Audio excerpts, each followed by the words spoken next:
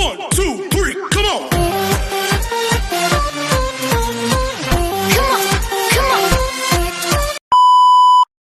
Hello beautiful people! Welcome back to my channel. This is your Mama Sam. Hello mga amigo, amiga, kumare at kumpare. Kamusta kayong lahat? Sana lahat po kayo ay okay at safe ngayong araw na ito. At syempre kung ako naman ang tatanungin nyo, nakikita naman ninyo ang beauty ng Mama Sam ninyo. Fresh overload pa rin, di ba? Ganyan talaga kapag umiinom ka ng maraming vitamin C plus kumakain ka ng maraming banana. Dahil sa banana, mas nakakaloka ang kagandahan ng Mama Sam ninyo. Charot! So, kamusta naman kayong lahat? Sana lahat kayo ay okay na okay ngayong araw ng Friday. So, happy Friday sa atin lahat ng bonggang-bongga.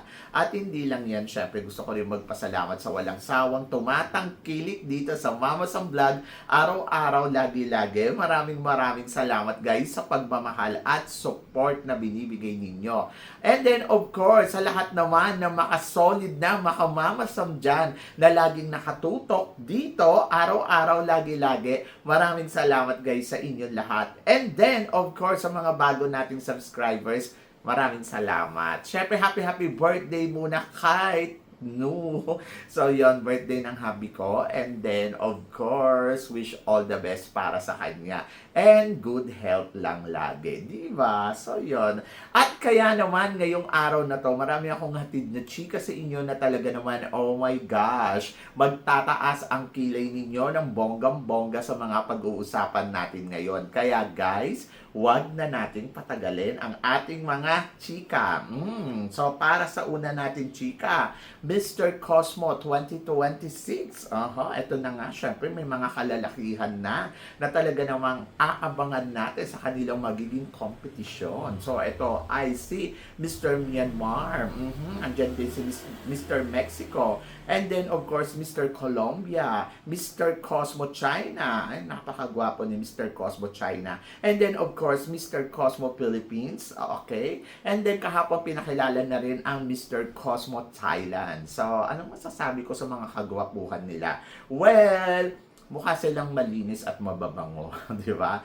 So, ayun nga lang, parang similarity lang sa akin siya ng Mr. and Miss Supranational. Kasi alam naman natin na ito yung kauna-unahan na nagkaroon ng fair partner, di ba, sa beauty pageant.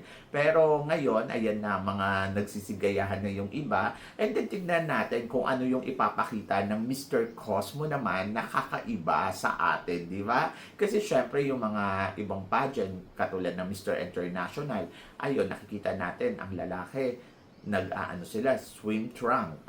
Di ba? Tapos, dito naman sa Mr. Supranational, naka-short. So, tingnan natin, baka mamaya dito naman ay nakatupis na, charot. So, yan. Anyway, so good luck sa organization ng Mr. Cosmo. And then, looking forward ako kung ano yung ipapakita ng pageant na to. And then, I'm so excited. Excited ako kasi, syempre, nagustuhan ko kasi yung male pageant kasi para di siyang beauty pageant. Pero ang hinahanap ko dito, ano ba yung kakaiba sa pageant nila? And then, ayun yung looking forward ako sa Mr. Cosmo. Ano ba ang meron sa pageant na to? Ayan! And then, good luck and wish all the best. Diba? So, yun, laban.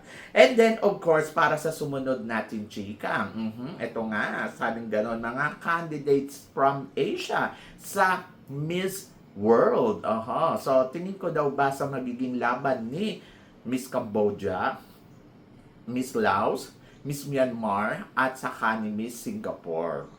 Well, ang masasabi ko sa beauty nila ay good luck.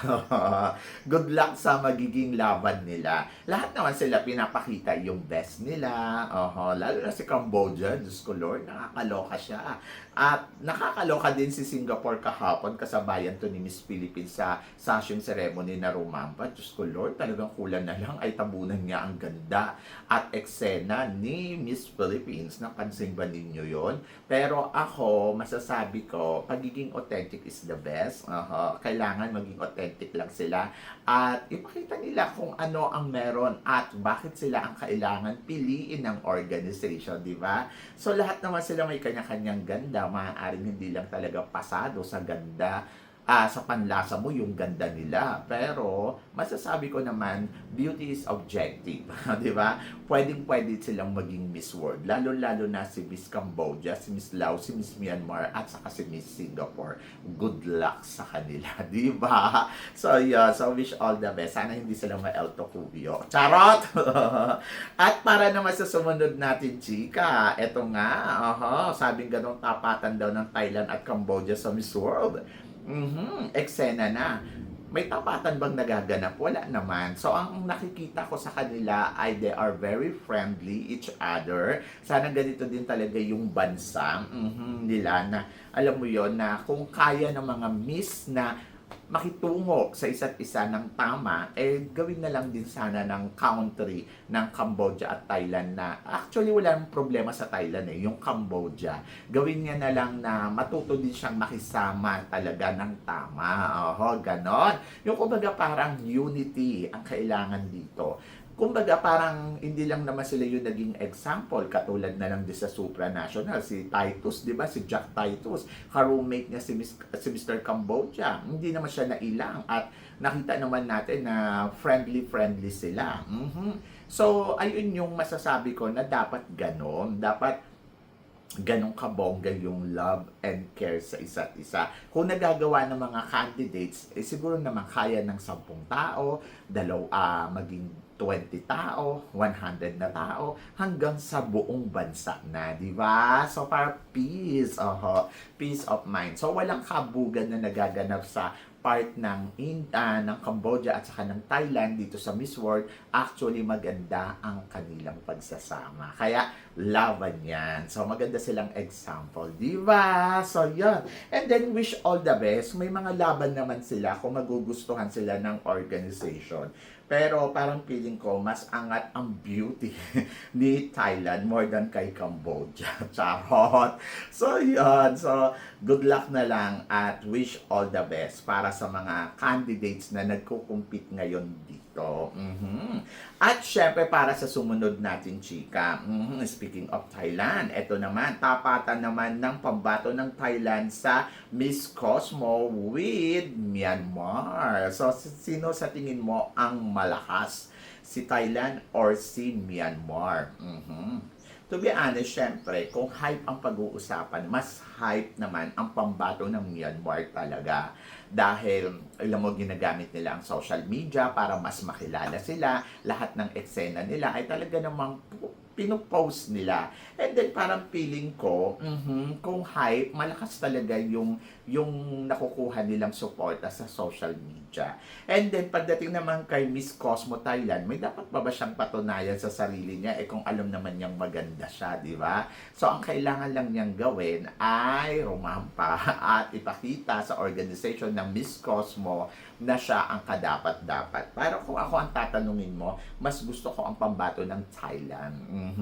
Siyempre, nandito tayo sa Thailand kaya maka-Thailand tayo. Charot. Hindi. Mas gusto ko talaga yung pambato ng Thailand kasi mas nakikita ko sa kanya yung authenticity, mas nakikita ko sa kanya yung pero kung beauty, kumakabog si Myanmar kasi maganda yung styling ni Myanmar, di ba? So, ganito na lang para walang So, wish all the best para sa kanilang dalawa and good luck. Good luck sa magiging journey nila dito sa Miss Cosmo. Di ba? So, yan. So, tingin ko si Myanmar, kaya na ito umabot hanggang dulo kasi well experience pagkatapos alam mo yon yung organization, so baka nga maging first runner up yan. Hindi ako magugulat ko siya na ang gawing first runner up. Sa totoo lang. So after ng tawag dito, Thailand, tapos sumunod ay Philippines, sumunod ay Myanmar, di ba? So ayun yung nakikita ko ha, parang ang mga Asia ginagawa nila na first runner up. hindi naman Asia to Asia, kumbaga parang pag may gusto silang ipanalo, ipapanalo nila. Tapos yung mga tipong parang ito yung mga country na malakas ang suporta, gawin natin silang first runner up, 'di ba? So 'yon. Kasi nga parang win-win situation. Ganon. So parang feeling ko si Myanmar magiging first runner up na yan sa Miss Cosmo. Kayo ba? Ano ba ninyo yun? Nararamdaman ninyo na pwedeng ganun ang mangyari? Lalo na nakikita natin na talagang, ay nako. So parang feeling ko ganun. But good luck, syempre. Kung mananalo siya, magiging happy ako sa kanya. Kung magiging first runner-up siya, go, go, go! Di ba? Pero balikan ninyo to kapag naging first runner-up siya. Charot! And then, para naman sa sumunod natin, chika, eto nga, Ana Patricia Lorenzo Diaz. Ayaw ng mga tao sa kanya. Bakit? So, patuloy pa nga rin binabash ngayon si Ana Patricia Lorenzo dahil sa pagkakapanalo niya bilang MGI All-Stars. At sinasabi ng kadamihan, hindi naman daw deserve. May ganon. And then, hindi ko alam kung bakit binabash siya. Ayaw sa kanya. To be honest ako, kay Patricia Ann Lorenzo, kung pag-uusapan natin yung coronation ng MGI All-Stars, ng Reyna Pilipinas, parang feeling ko merong pang mas deserve kesa sa kanya. Pero kasi, since na siya ang tinanghal na Reyna, so para sa akin ay respetuhin natin yon. Kumbaga, kung analysis din naman ang pag-uusapan, parang mayroon akong nakita, I think parang mas deserve ni Angelica Lopez, sa mga ganon. Pero kasi, since na siya yung kinoronahan, di ipaubaya natin to na hintayin natin yung progress niya, di ba? So, hayaan natin siya na hihanda niya yung sarili niya, yung mga tipong gano'n. Ang hindi ko kasi maintindihan, bakit kasi kailangan i-bash? Alam ko, yung mga tao, may mga kanya-kanya kayong gusto, may mga nakikita kayo. Katulad ko, may nakikita akong magandang analysis dyan. Pero, since na siya na yung pinanalo, ano ba naman ang magagawa natin? Hindi naman tayo yung organization. So, be happy na lang para kay Patricia Ann Lorenzo, di ba? Kasi, at the end of the story, magiging represent siya ng bansa natin sa MGI All-Stars. And then, para sa akin, supportahan na lang natin kung gusto ninyo. Kung ayaw naman ninyo, di huwag niyong pansinin, manahimik kayo, kesa naman yung nagiging anay kayo sa kanya. Kasi, yung tao, wala namang ginagawa sa inyo. Lumalaban lang siya ng pageant. Bakit kasalanan ba niya kung maging kapalaran niya ang maging MGI All-Stars candidates? Di ba? Hindi naman. So, dream niya to. Ibig sabihin, tagumpay niya, maging masaya tayo sa tagumpay niya. Kasi yun ang dapat maging masaya tayo bilang tao sa tagumpay ng iba. Yes, may nakikita ka na mas parang, mas gusto ko to, mas deserve ko to. Pero, andiyan na sabi ng ganon, lagi ko sinasabi sa inyo, hanggat wala pang kinokoronahan, may pag-asa ang bawat isang kandidata. Di ba? So, yun. So, sana maintindihan natin yun. So, siya yung may swerte nung gabing yon, sa kanya nakatadhana yung titulo na yan. So, ipaubaya natin at ibigay natin sa kanya yon yung journey niya na masaya tayo para sa kanya. So, ngayon, tingnan natin kung ano ang magiging kapalaran niya sa darating na MGI All-Stars.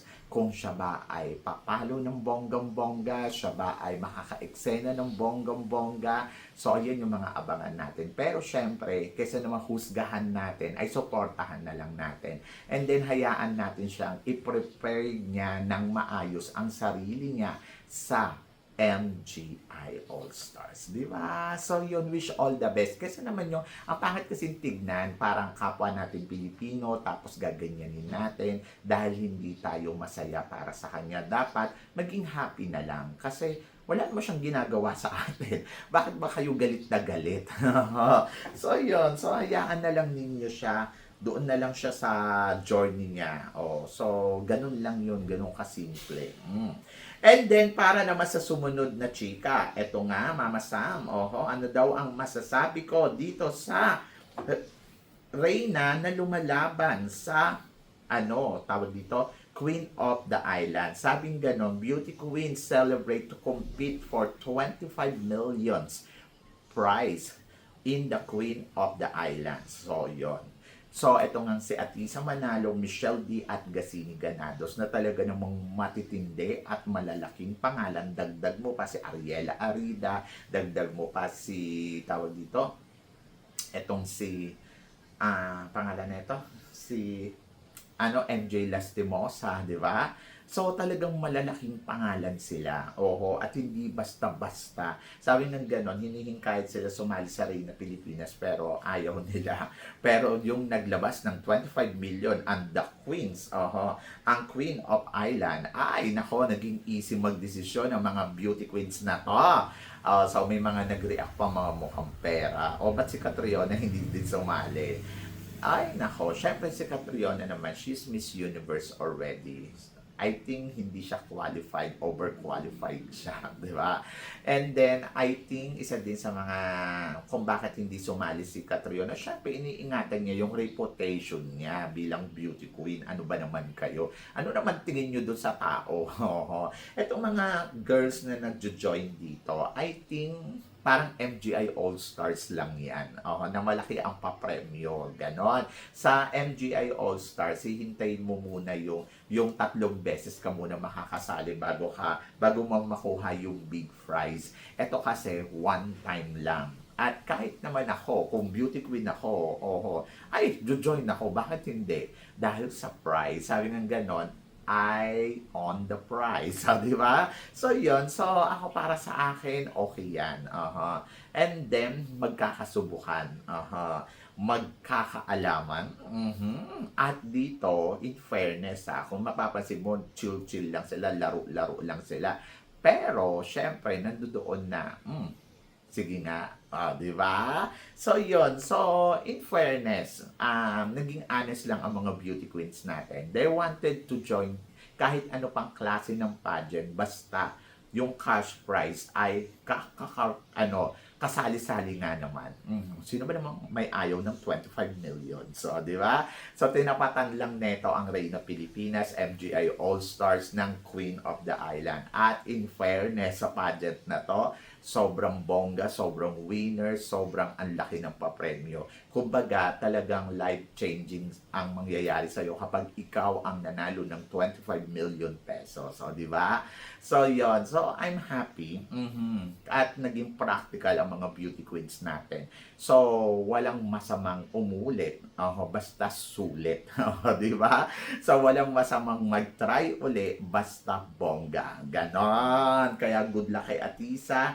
And then, of course, kay Michelle D, my loves. And then, of course, kay Gasini Ganados. They are beautiful women and empowered women. In fairness, hindi sayang yung pagsali nila dito. Kasi for sure na kapag nanalo sila dito, meron silang matutulungan na ibang tao.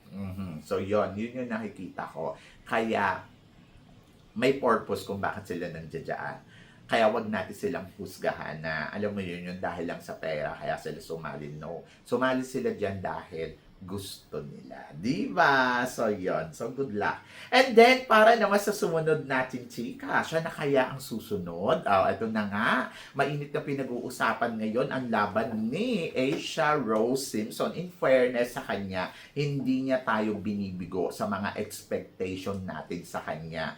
Yung, alam mo yun, yung mga, ito yung gusto nating makita, ito yung di ba? Parang kung iisipin mo, walang preparasyon. Ayun yung reklamo sa kanya na parang hindi natin nakikita na parang, ay kakabog ba yan? Parang wala namang preparasyon.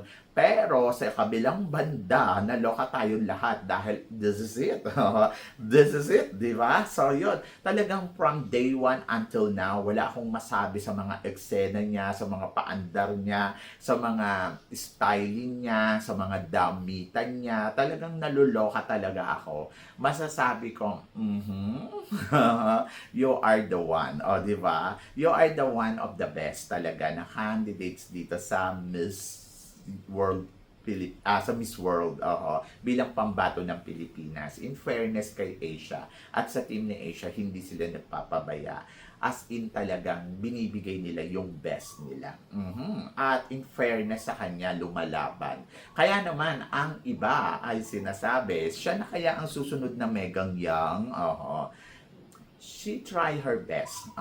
Yun lang yung masasabi ko. She tried her best. She worked hard. And I hope mag-payback sa kanya ng bonggang-bongga yung work hard na yon.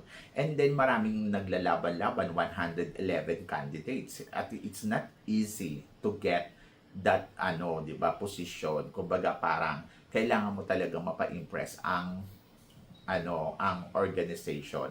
Pero syempre, maaga pa para masabi natin na siya na ang susunod na reyna. And then, of course, looking forward ako kung ano nga ba ang magiging eksena at ganap niya dito sa Miss World. And laban yan. So, ako nakikita ko na talagang grabe. Grabe yung kanyang determination, grabe yung work hard niya, grabe yung kanyang ginagawa. And please, please, please support her. Kasi, malay nyo, siya ang makakuha ng corona ng Miss World ngayong taon na to. Diba? So, yon. So, kayo guys, ano guys ang masasabi ninyo dito sa mga pinag-uusapan natin ngayon? I-comment below mo yan para at least malaman ko naman kung ano naman ang chika mo dito sa mga tinatalakay natin. Syempre, maraming salamat po sa inyong lahat sa love and support na binibigay ninyo syempre dito sa channel ko. At sa mga hindi pa po nakaka-follow at nakaka-subscribe, baka naman please don't forget to click like and subscribe my channel at i-click nyo na rin po ang notification bell to more updated syempre sa aking mga chika. Sabi ng ganon, always keep smiling and laban lang. So guys, hanggang dito na lang, hanggang sa muli nating chikahan. See you tomorrow. Thank you guys.